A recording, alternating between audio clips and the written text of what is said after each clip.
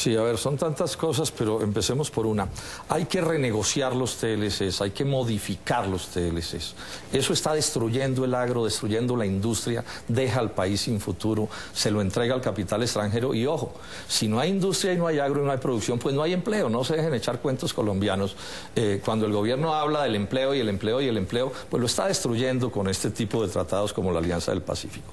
En el caso de la salud, primero hay que hundir esa reforma que tiene el santismo tramitando en el Congreso, pues en estos próximos días, y además hay que aprobar una reforma a la salud que debe consistir en que se acaben las EPS, no más EPS, eso no es necesario. Aquí no pueden seguir 4 o 5 personajes embolsillándose alrededor de 6 billones de pesos de la plata de la salud de los colombianos mientras la gente se muere. Hay países del mundo como Canadá donde no hay EPS. Lo tercero, nosotros, el Polo, respalda todo el proyecto en su integridad de la MANE, de las organizaciones estudiantiles colombianas, de reforma de la educación superior. Para que eso apunte a qué tipo de educación. Nosotros hablamos, y ellos hablan también, de educación universal para todos, pública, gratuita y de alta calidad.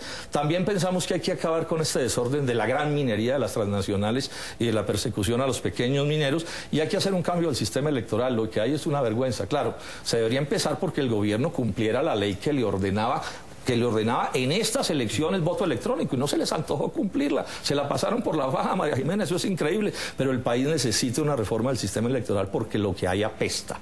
No es posible conseguir un sistema electoral más corrupto que el sistema electoral colombiano. Pues mire, María Jimena, primero, eso de que está solo el sector que yo represento es una mentira que se repite todo el tiempo. Hay 70 candidatos en la lista de Senado y hay uno que tiene origen en el MUIR. Uno. Hay 69 que no tienen. Entonces no tiene mucho sentido que eso se siga repitiendo y repitiendo porque no corresponde con la realidad. Aquí hay una organización que es bien diversa internamente, pero además estamos logrando una cosa que es de gran importancia.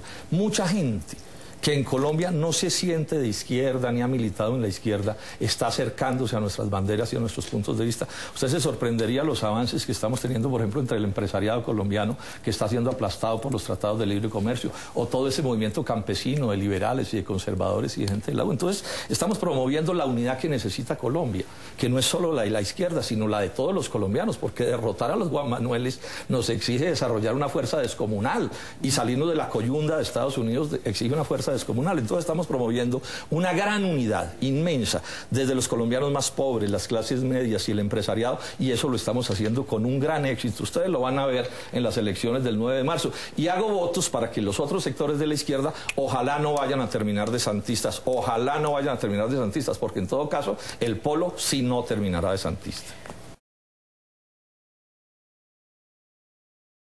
Pues digamos primero esto, la doctora Clara López llega a la alcaldía de Bogotá con el 17% de favorabilidad y se retiró con cerca del 80%. Si ustedes miran los gráficos de popularidades, hay un punto que alcanzó la doctora Clara López que nunca nadie lo ha alcanzado en la historia de la alcaldía de Bogotá, y en apenas 6 meses de una alcaldía con unas dificultades extremas. Entonces, digamos que este caso prueba exactamente lo contrario de lo que usted está diciendo, porque lo que tenemos es una dirigente del Polo Democrático Alternativo que gobierna con el programa del Polo y que lo hace supremamente bien. Ahora, en la dirección del Estado colombiano, nacional, que es donde se determina la suerte de la propia Bogotá, pues nunca ha habido nadie con puntos de vista distintos a los de ustedes, a los del establecimiento. Y miren el desastre de país que han hecho. Yo les sugeriría que aplicaran ese adagio que quien tiene casa con techo de vidrio no tire piedras, porque es que llevan un siglo ustedes manejando esto y miren este desastre de país que tenemos.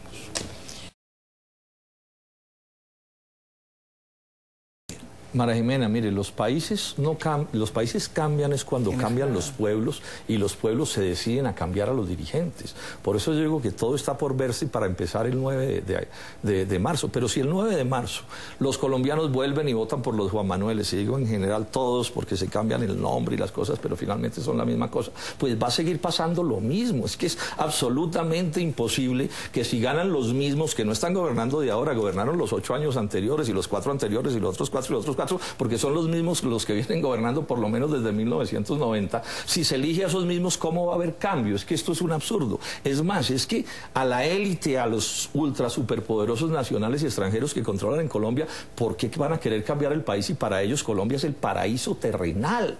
Lo único que les perturba su existencia es la existencia del polo democrático alternativo. Si no existiéramos nosotros, Colombia para ellos sería perfecto. Entonces pretender que lo vayan a cambiar, pero ni locos que estuviéramos. Yo tengo muchas críticas al doctor Santos, pero no creo que esté loco como para querer cambiar el país de privilegios en el que ha nacido y ha vivido. A ver, digamos que es comprensible que entre los colombianos haya una indignación con el Congreso, o con las mayorías del Congreso, mejor, se pueden escribir libros criticando las leyes que aprueban las mayorías en el Congreso de Colombia y no pocos comportamientos. Lo que pasa es que hay una cosa sobre la que hay que hacer pedagogía. Si el voto en blanco gana en las elecciones de Congreso, y me refiero solo a las de Congreso, sucede que se repiten las elecciones, pero se repiten con los mismos candidatos que fueron derrotados por el voto en blanco. Eso es importante. Y en la segunda vez que se vote, así gana el voto en blanco, se escogerá al Congreso entre los candidatos que hayan quedado. En ese sentido, entonces, digamos que el sentido práctico no es mucho, porque se elegirían, digamos, entre quienes salieron elegidos. Pero también dice la norma que partido que no pase el umbral no podrá presentarse a la segunda vuelta. Sí. Y si el voto en blanco se dispara, o saca una votación importante o gana, es bien probable que los partidos que funcionamos sobre el voto de opinión no pasemos el umbral. Eso es lo que puede terminar sucediendo. En la medida en que el voto en blanco sube, golpeas el voto de opinión, no el voto clientelista, que es por definición un voto amarrado. Entonces, yo lo que creo es que esta idea del voto en blanco va a terminar causando efectos exactamente contrarios a los que quisieran que causara ese voto en blanco, por lo menos por una parte fundamental de quienes lo están auspiciando, que quisieran un Congreso, pues, digamos, diferente al que se tiene en este momento. En Colombia hay dos tipos de votos, el voto amarrado, clientelista, y el voto de opinión. El voto en blanco solo golpea el voto de opinión, que eso lo tengan bien en cuenta la gente. O sea, entre más votos en blanco haya, más golpeado van a ser los congresistas del voto de opinión, y más fuerte va a ser el voto clientelista. En eso no se equivoquen, colombianos, porque esto funciona al revés de como están pensando. Me toca cortarlo. Es evidente, yo he recorrido muchísimo el país y es evidente que hay una indignación enorme contra la clase política. La gente no les quiere votar nuevamente a los mismos senadores y a los mismos representantes a los que ya eligieron. Hay una resistencia inmensa. Ahora, ¿en qué termina esa resistencia inmensa? Pues vamos a ver, porque el poder de la mermelada pues también es descomunal. O sea, aquí estamos hablando de unas elecciones que se hacen con el 100% de los recursos públicos, nacionales, departamentales y municipales, en el acto de corromper a los electores por parte de los partidos de la Unidad Nacional. Eso hay que decirlo con toda claridad y con todas las letras. El 100% de la mermelada está bajo el control del presidente Santos, nacional, departamental y municipal. Entonces, falta ver en esa especie de rebelión que hay, que no le quieren votar a los mismos de siempre, falta ver qué va a poder más, si el grito de independencia del año pasado o si los van a volver a enjalmar en las elecciones del 9 de marzo. Ahora, en lo que a mí respecta y al polo respecta, siento un inmenso cariño, un inmenso respaldo, solidaridad, sigan hacia adelante, liberales, conservadores, diciéndome, senador Robledo, vamos a votar por usted, queremos un cambio. Ahora, vamos a ver qué termina sucediendo, eso no lo sabremos sino el 9 de marzo, que es el día del veredicto, pero repito, es una lucha entre la independencia que quieren los colombianos, la libertad que quieren los colombianos y las maquinarias y la corrupción, porque si hay una cosa corrupta en Colombia es todo el proceso electoral. Quiero agregar esto, es que una de las cosas graves con la mermelada, ¿cuál es? Es que la utilizan para no hablarle a la gente de sus problemas. Entonces, los mismos congresistas que reparten la mermelada, por ejemplo, en Boyacá o en Nariño o en cualquier parte, son los que vienen después al Congreso y votan los TLCs que arruinan al campesino y al empresario nariñense y Boyacá. Esa es la parte grave del asunto, es que aquí no se hace debate político, se compran los votos. Entonces, mientras unos hacemos política con argumentos y con razones, por ejemplo, el debate que he promovido yo sobre los tratados de libre comercio, lo que hace la clase política afecta al presidente Juan Manuel Manuel Santos y a gobiernos anteriores es irse a repartir baratijas o cosas importantes y no hablar de los temas de la gente. Mientras nosotros proponemos que hay que acabar con las EPS, ellos de eso no hablan en las regiones, simplemente no mencionan el tema y reparten baratijas o cosas importantes y con eso terminan cooptando los votos. Esa es la parte más grave de la corrupción, es que no se hace el debate que se debía hacer, pero a la hora de votar en el Congreso sí votan de las formas, digamos, contrarias a los intereses de sus electores. Y eso es lo que tiene a la gente furiosa.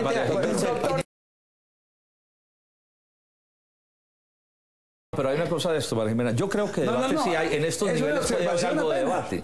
Pero allá en las vicarías electorales no hay debate. Allá les sacan trapos de colores, les respalden chimbos de carne y sancochos y cosas de ese corte. Y el senador o el candidato al senador dice, yo hice el puente no sé qué, yo hice el no sé qué. Y repito, y del tema, por ejemplo, del agro no hablan. No hablan de los problemas de la crisis agraria, ni hablan de la salud, ni hablan de la educación, porque les repito, votan en el Congreso contra la gente. Y tenemos toda la estadística para demostrar que las mayorías oficialistas hacen politiquería en las regiones y en el Congreso votan contra la gente. Y eso lo saben las gentes del campo y esa es la rebelión que hay. Por eso es que no quieren votar por ellos. No es porque no quieren votar, es por ellos que no quieren votar.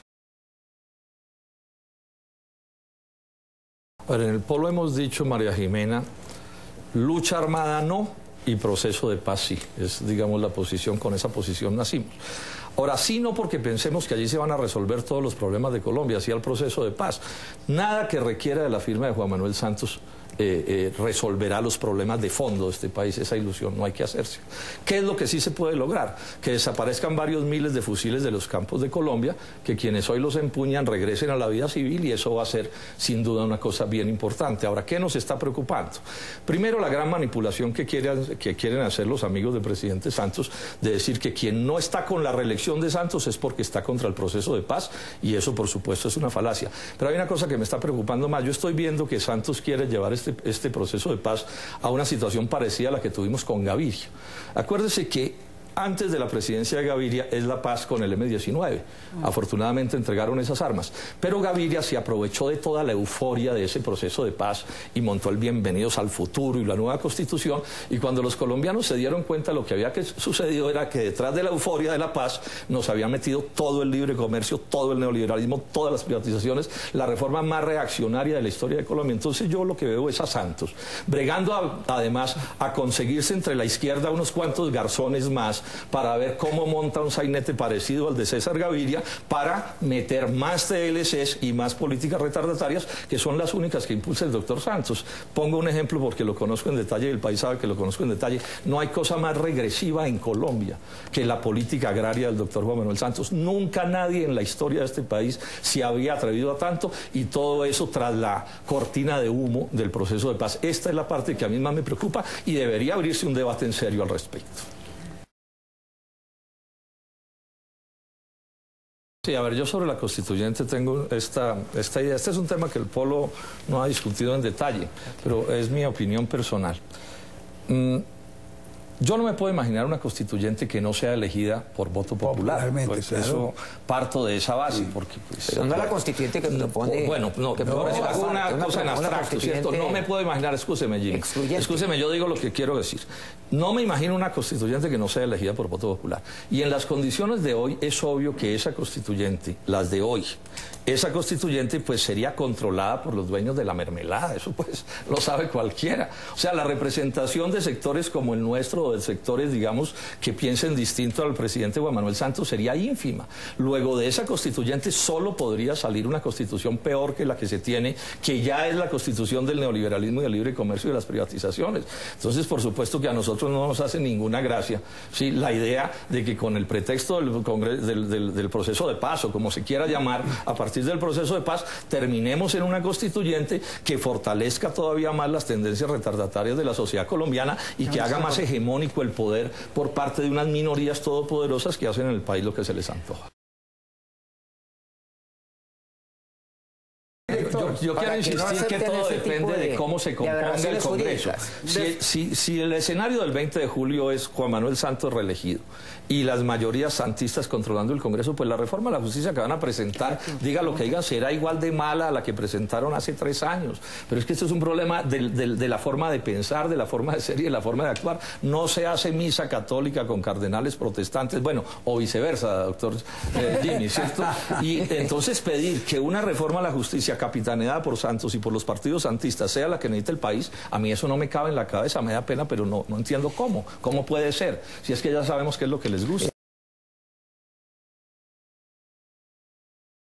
Me gusta que desaparezcan esos fusiles y que quienes hoy están armados regresen a la vida civil, pero no creo que allí se vayan a dar las grandes transformaciones en ese proceso que necesita Colombia. ¿Y por qué no creo? Porque cualquier cosa que se firme allí tiene poder de veto del presidente Juan Manuel Santos. Entonces no creo que una cosa digamos que exija la aquiescencia del presidente Juan Manuel Santos pueda producir la reforma de la salud o del tema agrario. De entrada, por ejemplo, el tema de los TLCs, escúcheme, que son fundamentales en el tema del agro, no es tema de conversación en la mesa de La Habana. Entonces a mí no me pueden decir que los problemas del agro se van a resolver en La Habana porque no fue tema de conversación. Ese es todo el problema. Pero es que no es que no me guste el proceso de paz. Le digo que me gusta tanto que así no cambien de fondo a Colombia. Bueno, si salen de las armas y se reintegran a la vida civil, eso ya es una gran ganancia. Es más, si me cuesta la tragedia de la reelección de Santos, también bienvenida a la paz, para que eso quede perfectamente claro. Se acaba de aprobar la Alianza del Pacífico contra la opinión de la SAC, que es nada menos que la agremiación de los mayores empresarios agrarios, o sea, la gente que produce con menores costos de producción. Pero además quiero decir una cosa, no ponga, doctor Galán, en mi boca lo que yo nunca he dicho. Usted no puede encontrar, yo llevo 25 años hablando de este tema del libre comercio, tengo no sé cuántos libros escritos sobre eso, y usted no encontrará una sola opinión mía diciendo que Colombia se debe cerrar al mundo. Entonces, hagamos un debate serio, contravirtiendo los puntos de vista. ¿Qué es lo que nosotros decimos? Que Colombia se debe relacionar con el mundo, pero no como un estado vasallo, no en alianzas de mula y jinete. Doctor Robledo. Sí, no, yo creo que hay que creerle a las dos posiciones, María Jimena, al doctor Santos. A la una y a la otra. No, es que todos sabemos que él es un gran jugador de póker. Y la clave del juego del póker es engañar a los adversarios. Gana el que sea capaz de meter más cañas y de presentar las cosas de la manera que más le convenga. Entonces aquí lo que tenemos es un presidente de la República que tiene posición para todas las, digamos, los gustos. Pero aquí el problema de fondo, ¿cuál es? El problema de fondo es que aquí el ejército de Colombia anda haciendo chuzadas ilegales, incluido al Polo Democrático Alternativo. Y el gobierno nacional no es capaz de dar la cara ni responder. Aquí no hay sino dos posibilidades. O el gobierno no sabía y es un gobierno irresponsable que no es capaz de controlar a sus propias fuerzas, o sí sabía y entonces, si se quiere, es peor. Y yo me pregunto, bueno, ¿y cuándo va a renunciar el ministro de Defensa? ¿O alguien de arriba? ¿O es que aquí estas cosas pueden suceder? Pero además han rodeado al doctor Santos toda la vida. Es que en el gobierno anterior fueron muy cercanas al doctor Santos las chuzadas de la policía. Y después lo del DAS, él era ministro de Defensa. Y ahora estamos en este caso. Yo sí quiero reclamarle al país. Aquí no pueden seguir chuzando a las fuerzas de la oposición y que no pase nada. Porque miren la que me hizo el ministro de Agricultura, ¿no? Con una chuzada ilegal salió a calumniarme y a maltratarme ante los medios de comunicación. Este congreso que se tuvo es malísimo. Este que hay ahora. La mayoría, digo yo, la mayoría de ese congreso es malísima. Por eso la gente está tan indignada con toda la razón. Ahora, ¿cómo se llama el principal responsable de ese congreso malísimo? Se llama Santos Calderón Juan Manuel. Porque resulta que el Congreso, que es de mayoría santistas de los partidos de la Unidad Nacional, hizo todo lo que el presidente de la República y los ministros le dijeron que hiciera, todo, hasta esa locura de la reforma a la justicia. Entonces yo aquí vuelvo con la misma historia. Los palos de papaya no dan aguacates. O sea, si el doctor Santos gana la presidencia y los partidos de la Unidad Nacional hacen las mayorías en el Congreso, ese Congreso será tan malo como el de ahora, porque ¿por qué va a cambiar? Aquí yo oigo decir de reformas. Santos va a aceptar que se acaben las EPS, ni pensarlo. Santos va a aceptar que se renegocien las EPS, ni pensarlo. Santos le va a poner el cascabel al gato de la gran minería, ni pensarlo. Y así en cada cosa de los asuntos de la vida del país va a permitir que tengamos una educación universal, pública y gratuita de alta calidad, pero si vienen es con otra reforma privatizadora. Entonces, aquí hay una incongruencia, lo anoto de mis colegas de panel, y es que están proponiendo grandes cambios, pero resulta que están eligiendo a Juan Manuel Santos, que no deja hacer ningún cambio que valga la pena.